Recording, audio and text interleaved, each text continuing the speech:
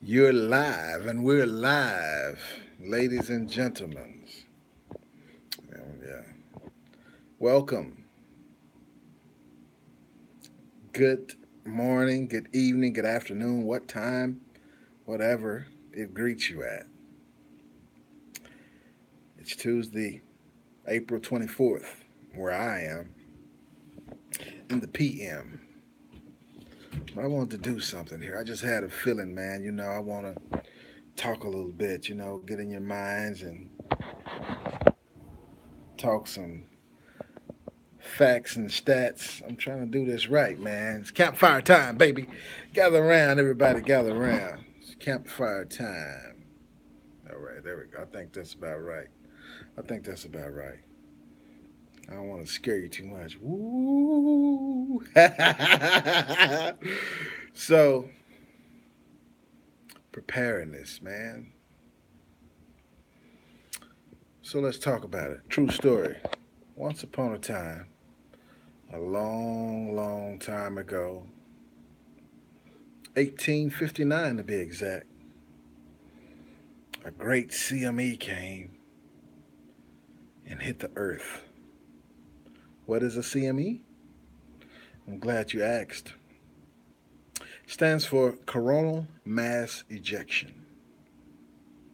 It's the same thing as an EMP. And an EMP is a weapon, right? EMP stands for electromagnetic pulse weapon. And that's when you shoot up a nuke anywhere from 50 miles to 300 miles above the atmosphere. And when you pop that thing, pow, the waves, they're so hot and they just spread. And every electrical component is going to be fried. From cars to telephones to computers to televisions to cell phone towers and the like, so on and so forth.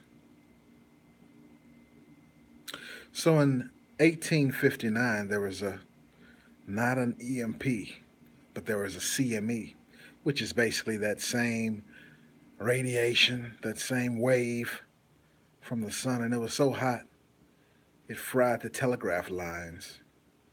If there would have been radio and television and computers and cell phones back then, it would have fried them as well. Some of you, some of you guys have never been in the dark, have never had your lights turned off, have never had your water turned off, or maybe the gas. So let's even look beyond an enemy attack with an EMP, something that North Korea could do, or Iran, Russia, China, or any Pakistan, or any capable nation. You could even do it with spent nuclear fuel, raw fuel. It doesn't even have to explode. You can just pop it and get that stuff in the air to where it expands and spreads and it'll short things out upon contact. But some of us, well, let's just say the lights go out. It's nothing new. The water goes off. It's happened before.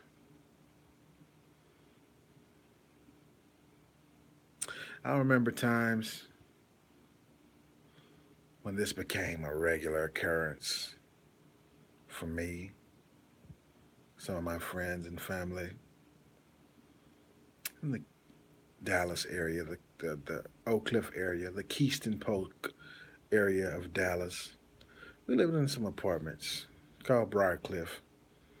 They aren't there any longer. They've been demolished long ago because of the drug war that happened. Uh, a lot of the locals and the Jamaican Shire posse They were condemned and they were torn down. But at this time, when we lived there, it was during the 80s, and power outages were often and frequent, especially during the summer.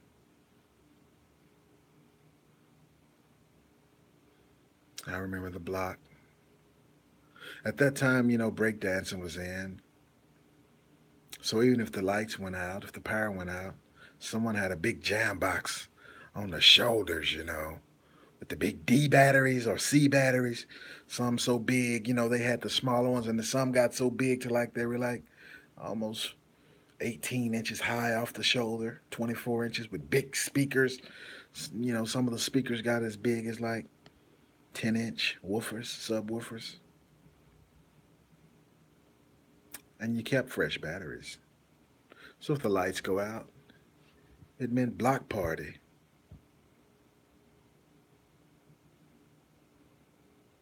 I remember, I've told you before that Tevin Campbell grew up around us in those same apartments, the singer, Roy Hargrove.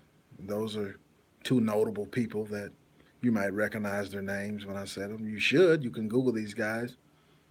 They're famous, musicians. One's a singer and one's a musician. Um, but in Brockcliffe, when the lights went out, it was party time. It was party time. It usually happened in the summer, so it wasn't cold. It was warm, quite warm. I don't know if you felt the Texas summer, but even at night it can be 90 something, balmy and sweaty. You just never know. It could be as cool as mid 70s or as high as 100 degrees. But in Broadcliff, I mean, these were a large set of apartments. But when the lights go out, the whole apartments would go dark. Doors start opening up. Windows start opening because there's no air conditioning when there's no power. The fans don't work when there's no power. So the music comes out, the jam boxes. The windows would go up, upstairs, downstairs, the doors would be open. It was like a big community, a big family. Everybody knew everybody. And we'd be outside past midnight, 1, 2, 3 in the morning. No one was afraid of getting snatched or kidnapped or anything like that. Not even the parents. Uh, no one was afraid because everybody knew everybody and everybody stuck together. And that's how we got through the hard times. So let's say one of those 1859 CMEs, coronal mass ejections, hit the good old US of A today. How would you fare? Do you have a flashlight like I'm using to tell this story? You have candles. How about food? Canned goods? Are you used to these conditions? Do you know how to get food, or if the lights go out, you're on your own. You're in the dark. You have to go find someone to beg. What if you run into some unscrupulous individuals? I mean, are you really on your own, or do you have a team that will help you? Do you have any protection, any weapons, or even a can of mace or anything, Because in this dark, the phones are out, the power's out, no one's coming. The police, the paramedics. I remember one time in this same area, it's a tough area, church going. We used to go to church. I mean, one of the few families that did go to church on Sundays. So we went to Sunday church in the daytime. We went to uh, there was like a night service. We'd come back from the night service on Sundays, And then there was Monday school. And not only did you have Sunday school on Sundays, and then, the sermon and everything, you'd have Monday school, to have church on Mondays. I don't know if this was one Sunday night or one Monday night. I'm leaning towards Monday night. We were at church. My mom took us to church in her car. It wasn't a new car. Wasn't in the best of shape. But we went to church. When church let out, our normal routine, go to the car, get in the car, go home. When we got to the car, or should I say, we got to the spot where the car was not there. We parked in the church parking lot. We, we were supposed to have like security. All that was there was glass on the ground. The car was gone. So we did what we thought we were supposed to do. We called the police. Well, it was a 2 hour wait. And I don't even know if we waited or what. If I'm not mistaken, I believe we walked home from the church and caught up with the police later.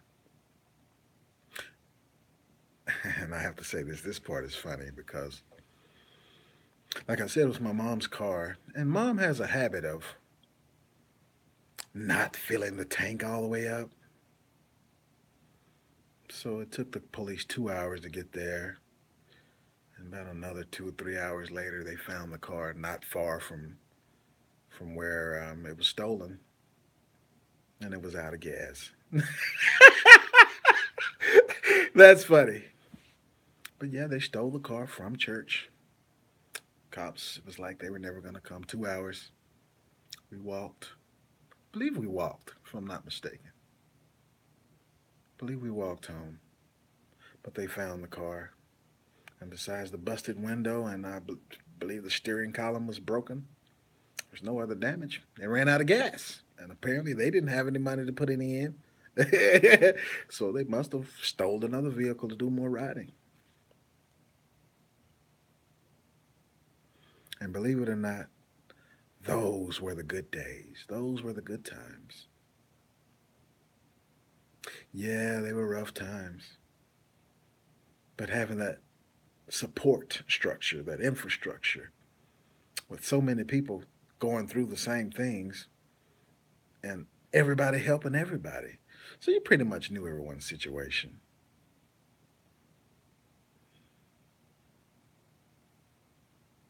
I could go deeper, but not yet. Maybe on another show, another program. But this, I just want you to be prepared for what's happening because we did have a friend who saw a time like this when the lights go out.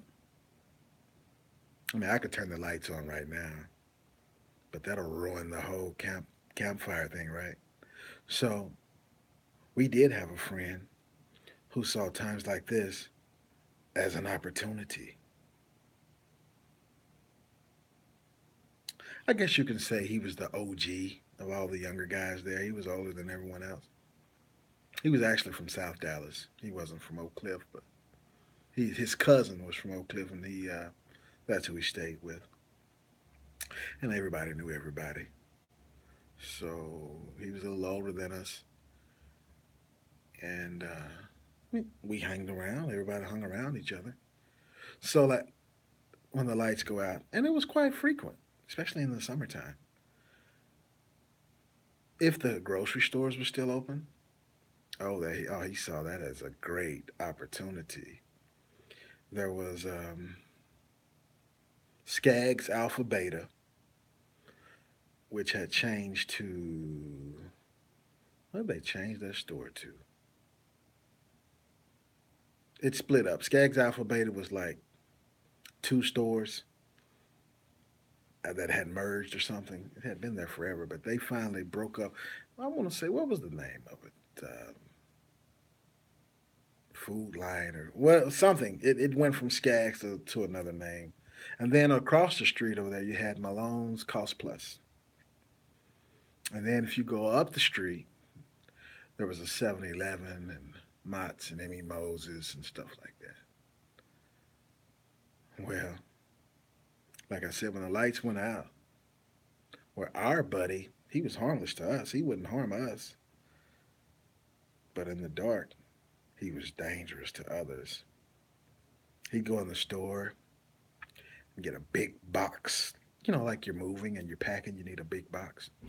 He'd get a big box, go in the store, and he'd fill it up. Candy, cookies, chips, whatever, juice. And he'd just walk out without paying.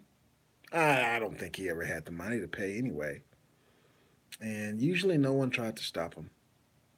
I think one time somebody tried to stop him, one of the store employees, and trying to like got in his way and was like, "You can't do that." And the guy got punched in the face, and he's like, "Yeah, I'm doing this." So, so you better get out of the way. Just let this guy make it. And and I'm sure a lot of people, when the lights go out and you're in the store, the computers don't work, right? You can't pay. They can't open the register. They can't even scan the things, you know? So what do? Put the groceries back or just wait in line? Maybe the lights will be out for 10 minutes, maybe a few hours. And I don't think these stores, I think now the stores may have like backup electricity. Back then, I don't think that was the case, well, at least these stores. But if this thing, I mean, I say all that to say, if this thing with Iran's supposed to be next, according to Q, Syria, the Ukraine, Pakistan, China, Russia, Turkey. If this thing really heats up,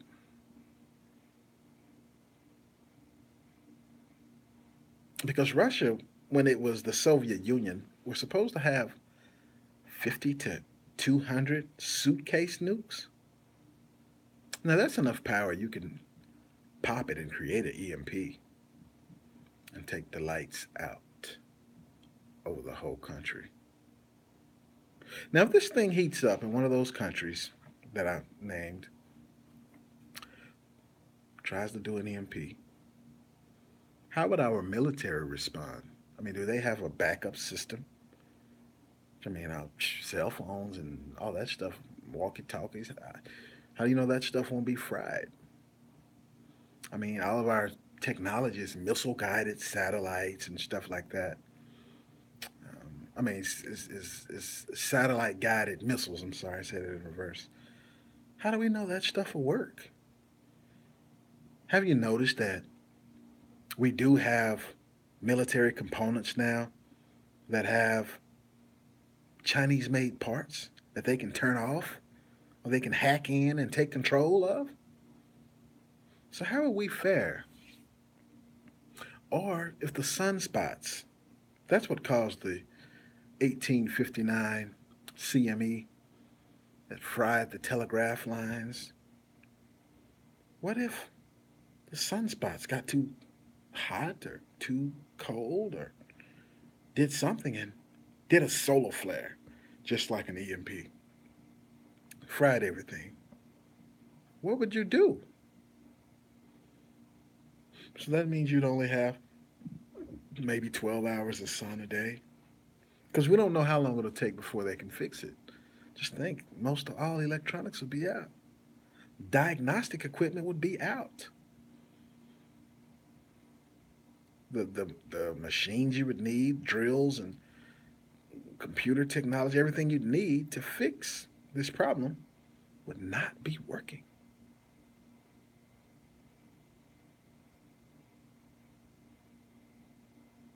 And then you'd have to, like I said, when the lights go out, some people who may be mild mannered, gentlemanly during the day when the lights are on, when there are no lights and no police, may turn into wolves, predators. Maybe you have something that they like. How would you prepare for that?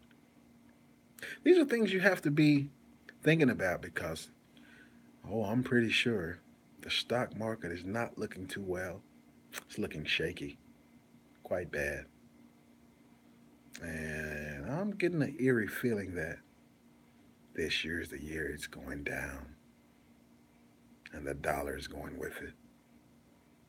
And with all those derivatives, a lot of things are going with it. To hell in a handbasket. So I just had to come on and share some memories because I spoke to a young lady once and she's like, she's never been in a power outage. What? Never had a water off. So in other words, never had any hard times. I remember we used to live off syrup sandwiches, mayonnaise sandwiches, or mayonnaise and crackers. We used to drink sugar water for because there was no soda or juice or anything. If you wanted something other than water, add sugar. Oh, we became great cooks because we learned how to make biscuits fresh from flour. We made our own syrup from brown sugar and water. These are some things you may have to do to survive because if the stores don't open. And have you thought about this that all of your assets are digital?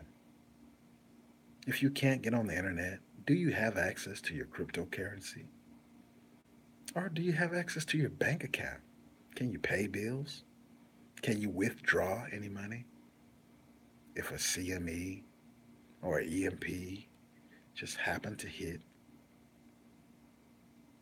I mean, how do you prepare for this?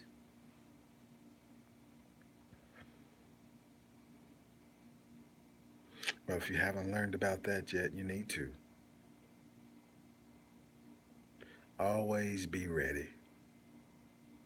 Oh, Beyond Babbitt, over and out.